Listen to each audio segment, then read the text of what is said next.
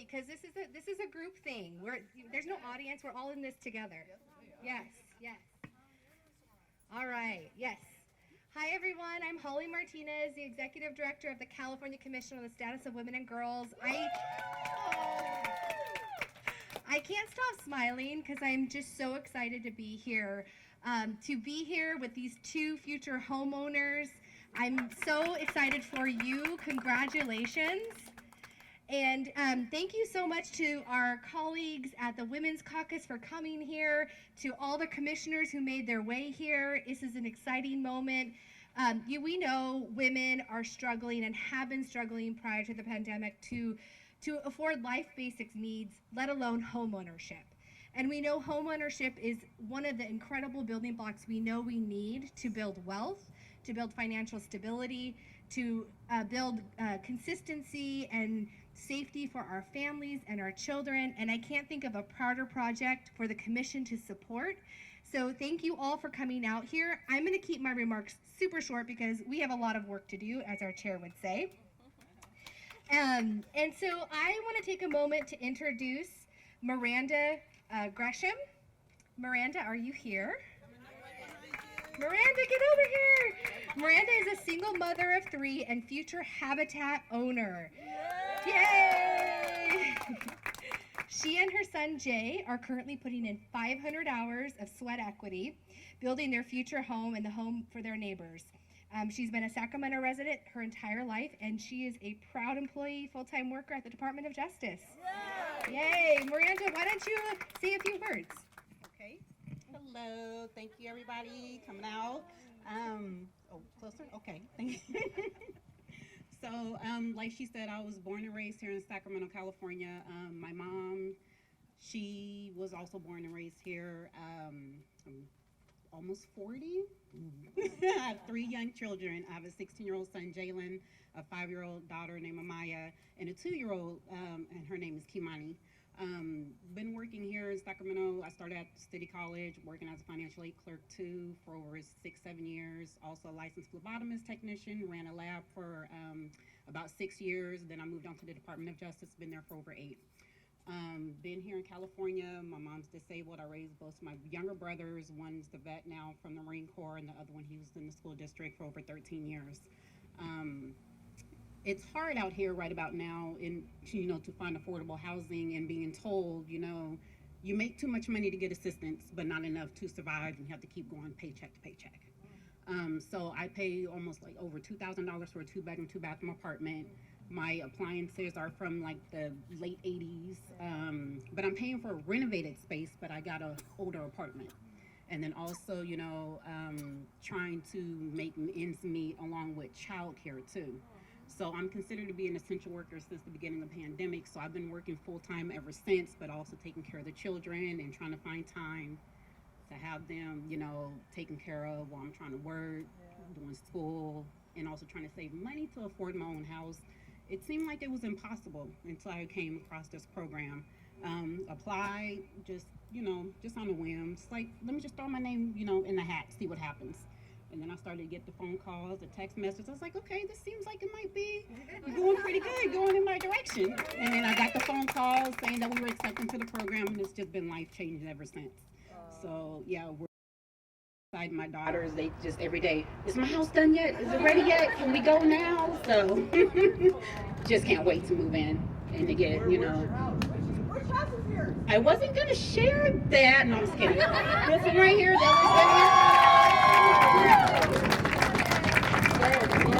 Yes, love it. It's been our ultimate dream, and now it's coming true. We're the 3rd people in my family to be able to own a home out here in Sacramento. Yes. Well, thank you so much, and I just love your story and love your house. It's beautiful, beautiful. Well, now it's my honor to introduce our next speaker, Christina Garcia, Assemblywoman and Chair of the Women's Caucus. Christina.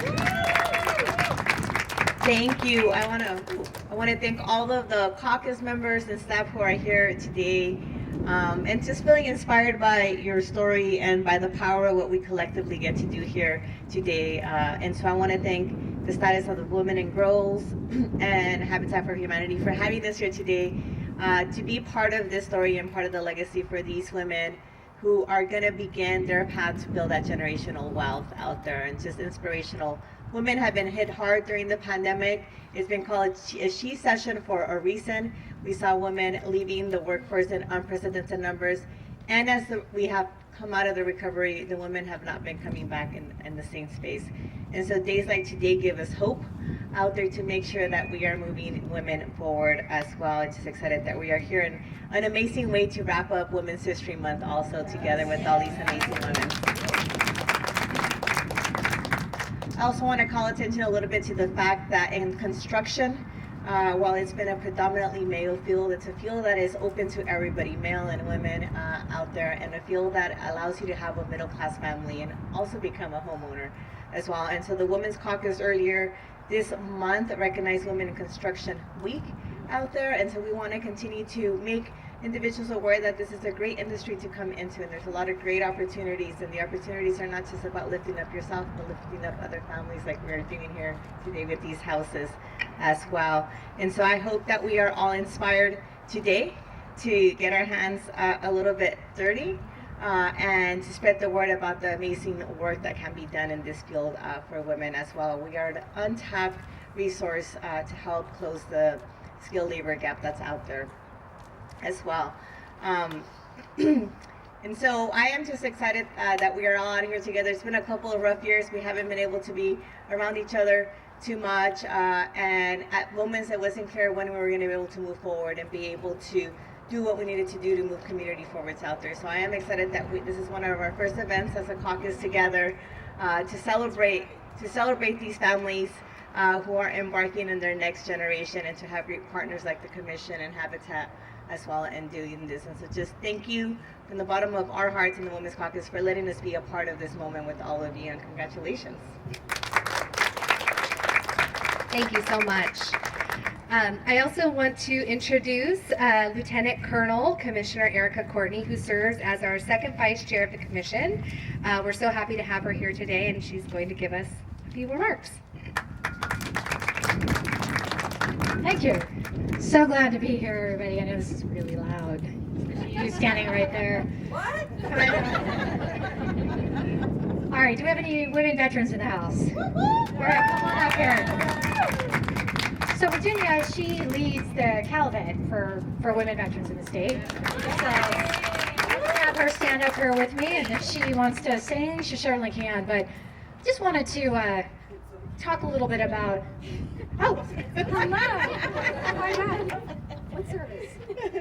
Army. Air Force. All right. Awesome. Sorry. Okay. So I was asked to talk a little bit about veterans, which really transposes over to all women, especially, 70% of homeless women veterans have children. So I personally honor single mothers. My mother, I was raised by a single mother. And at age 18, she joined the Peace Corps. She was inspired by John F. Kennedy, and at age 19, I joined the Army.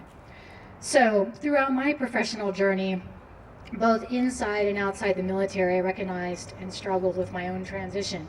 We have about 3 years to catch a veteran before they either do very well or spiral out of control. And I looked into what help was available, and I dug into the data, and I realized we keep throwing money as a country into the same solution set without improving any outcomes. And why I asked, after some internal soul searching and interactions with thousands of veterans along my journey, I began to act and become very involved in veteran advocacy, which further pointed me to focus on women veterans. There's plenty of men out there focusing on men veterans, and women veterans are often unseen, called the invisible veteran. Again, why are they invisible? Why do so many women who have served not identify as a veteran? Why are they not showing up? Where are they? Where are the resources readily available for male veterans but not women? And why do we suffer higher rates of depression, unemployment, suicide, PTSD, trauma, divorce, poverty, and homelessness over our male counterparts? There are nearly 2 million women veterans in this country, and we're the fastest growing cohort. Women veterans are 3 times as likely to experience homeless and poverty over non-women veterans. And over 70% of female veterans that are homeless are single mothers. suicide 6 times, and unemployment 3 times the rate of the normal female populace. We are at an epidemic high. 1 out of every 160 veterans in the United States and 1 out of every 10 veterans living in poverty are women. The VA misses women veterans through their homeless screening clinical reminder that assesses housing instability, meaning 1.8 million women veterans out of 2.2 are unseen and unaccounted for. Let me tell you a quick story. I get a call, as many of us I'm sure do, who have worn the uniform and deal with women veterans who are struggling. They said, "Can you help her?" I took the call. The woman was from Vermont. She was a Marine veteran whose story was heartbreaking, so much so that I got on a plane the next day to meet with her, introduce her to the Vermont Women's Commission, get Bernie Sanders' office involved, and knock down the doors of the VA, because sometimes this is the only way that women get help. She had lost her home due to COVID, as the owner that she leased from wanted her house back. The housing market was dismal. She had been living out of her truck for 7 months at this point. She was pointed to several organizations, each with bureaucracy and barriers that involved having a service dog, receiving a disability check which showed she had an income and basically precluded her from any kind of HUD housing. She was homeless, she didn't have an address, and basically she was a woman. In Vermont, if you're a man, a male veteran, you've got access to 2 years of transitional housing, 3 square meals a day, medical, mental health, and transportation. But because she was a woman, she had nothing. What the VA told her is, here's some blankets and pillows so you can be more comfortable in your truck over the winter. Now, California has more veterans than any other state. We have 166,000 women veterans here, but certainly we're not tracking them all. We should be on top of this problem, right? I cannot get the people who manage the VA to give me information as to how many female veterans are in our state that are homeless and seeking transitional or permanent housing. Where is the housing for women and children and veterans? Are we as a state being discriminatory using the old adage that we simply don't have enough women veterans to be a problem? Why are the barriers still in existence? What laws should be changed? Are we really giving them the resources they need? This issue is cross-cutting, as the military is diverse, made up of every race, religion, and status you can think of. These women wore a uniform. They were willing to die for this country and the freedom it provides, yet we often do not see them as warriors, as protectors, or as selfless servants. We must open our eyes and realize that these women deserve a hand up, not a hand out. They need a place for themselves and their children, and if they can't get support and get through messy transitions, they can, in fact, be very productive citizens, thriving, that add value in many ways. They're often cited to outperform civilians in business, running and winning for office, and are 3 times more likely to volunteer in their communities and are the fastest growing cohort of entrepreneurs in this country. Through the efforts today, we are building not only a house, but a future for women in need. I am grateful to be amongst the women leaders who understand the significance of this effort, as well as being realists, understanding more work needs to be done at a grassroots level. So proper resources and laws preventing bias and barriers can support in these efforts. We're rolling up our sleeves today and we're gonna get dirty. And this is the kind of work that we need to do. Invisible no more, hashtag women are essential. Thank you.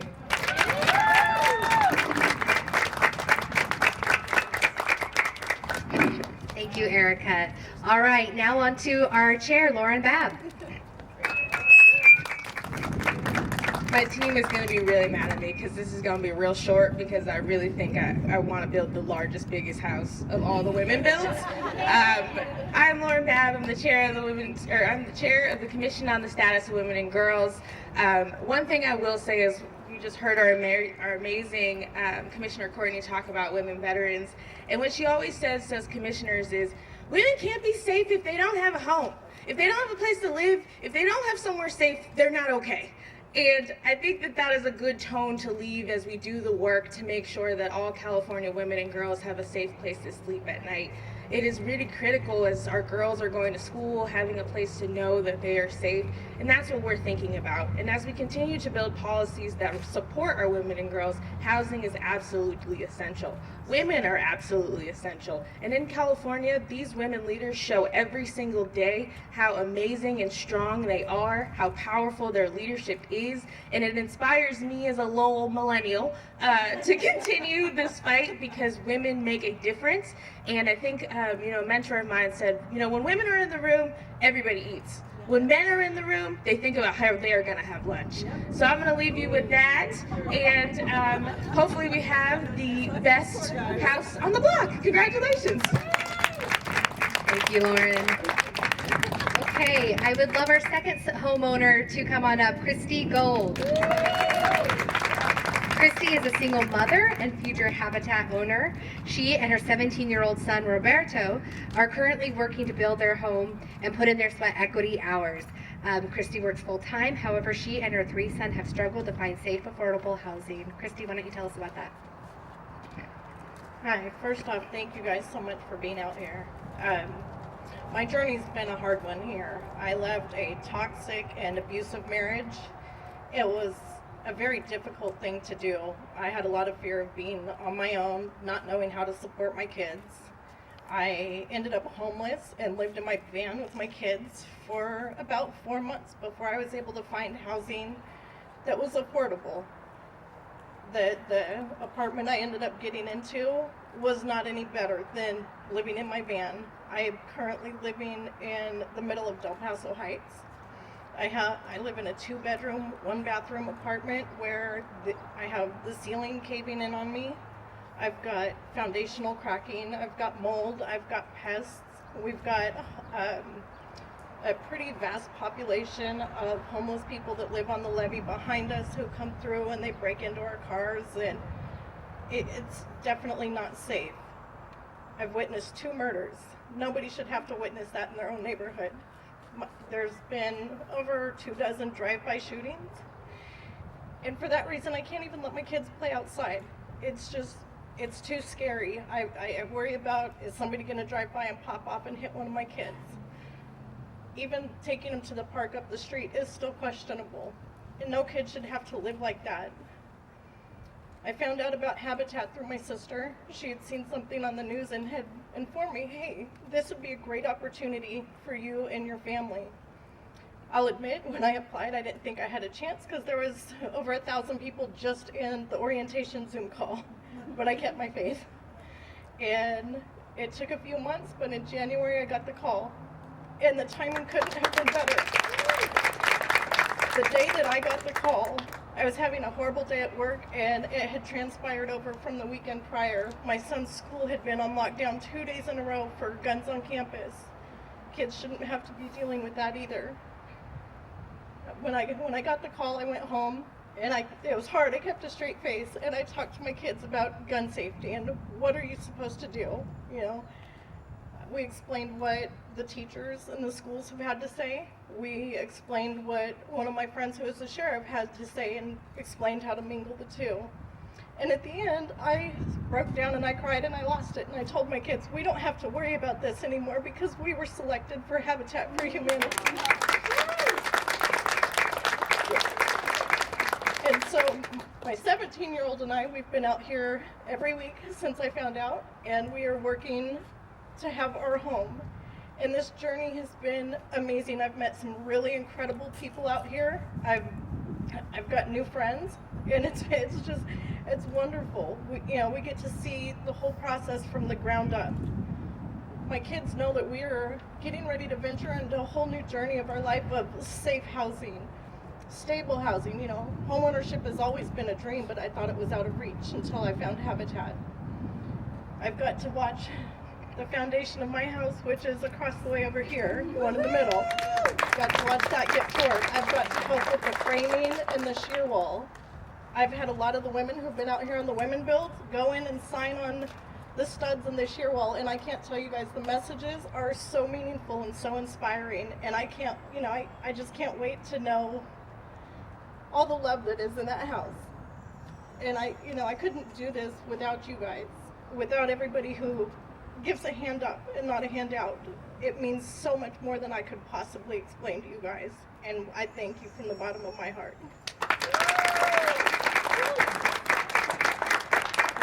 I'm so excited for you, and I know there's so much love that each and every one of us have here, and I'm gonna go sign that stud, Lane. Awesome, awesome. Okay, well, our last speaker needs no introduction, Leah Miller. She is the first CEO in Sacramento for Habitat for Humanity in the history, and we're so thankful for her partnership. Oh, what did I say? Oh, sorry. I'm so sorry. Yes. No, totally. Well, come on up here, Leah. Come on up here. Thank you, Holly. I am so honored to be here with all of you today, and on behalf of all of us at Habitat for Humanity, especially the families we serve, like the ones that you saw here today, we are so grateful to partner with the California Commission on the Status of Women and Girls and the Women's Caucus, and the more than 550 women who have come out over the month of March to help build and help provide that hand up for single hardworking moms like the ones you've met today, and families in need of a safe, decent, affordable place to call home. And today we're standing in a community. It's not just one home, it's a community that we're building here. 13 homes, all affordable home ownership, that will soon become a place to call home for more than 60 individuals, 40 of which are children. These energy efficient and sustainable homes that we're building here are all electric, equipped with solar and EV, and each of them are equity building affordable home ownership opportunities that will be purchased by qualified Habitat partner families earning between 30 and 80% of the area median income after putting in 500 hours of sweat equity, and they will purchase them with an affordable 30-year zero interest equivalent mortgage. This is just one of Habitat Sacramento's developments here in Sacramento. In addition to building greatly needed affordable units, we also work to preserve affordable housing, because it's important not only to create affordable housing, but to preserve the housing that we do have in our community. And we do that through our home repairs program, where we serve seniors, veterans, and families. Sacramento here, where we are, is just one Habitat affiliate in the state. There's over 30 of them throughout the state, and many of you here represent communities throughout the state, and you have had an incredible impact on the communities where you represent in helping to build housing. And speaking of housing throughout the state, I'm so grateful to be here along with Debbie Erikel. She is the Executive Director for Habitat California. You probably have had the opportunity to work with her on a variety of legislative priorities. Habitat California works heavily in the advocacy space and helping to create some legislative priorities to help further the work that we do with Habitat. And speaking of legislative priorities, since I got a captive audience,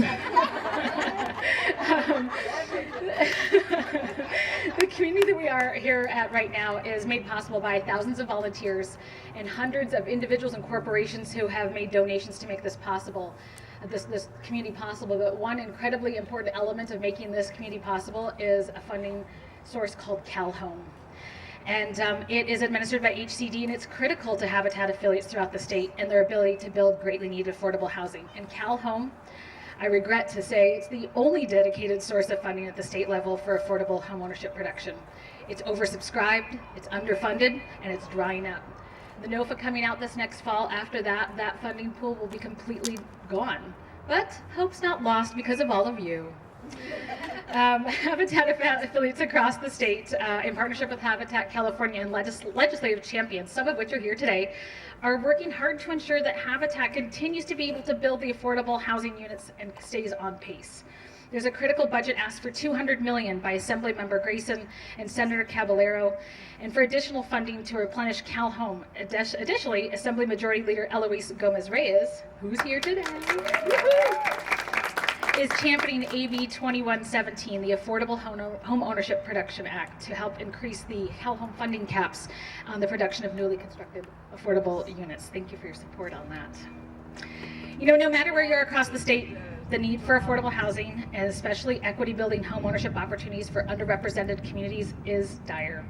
And at Habitat, there are so many ways to get involved, and I want to thank each and every single one of you for being here today. Because whether you're swinging a I just combined two words, swinging a hammer or a champion for legislation, or casting your vote in support of legislation, because you know what, voting builds housing solutions too.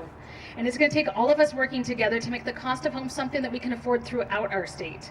And I can't think of a better way to capstone a month-long women build during National Women's Month than being here with all of you as members of the Commission of the Status of Women and Girls and members of the California Legislature. Because the work that we all do to elevate women in our community doesn't just stop at the 31st of March.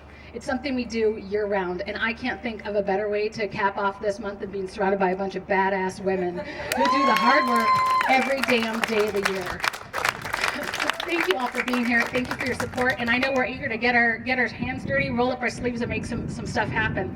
And so, without further ado, I want to turn it back to Holly or Layton. What are we supposed to do next? Terry, get to work. They're ready. They're ready to go to work. Okay, Terry's going to tell us what we're going to do next. So we're just saying there's not a lot of time left in the day, but it'd be nice if we get all that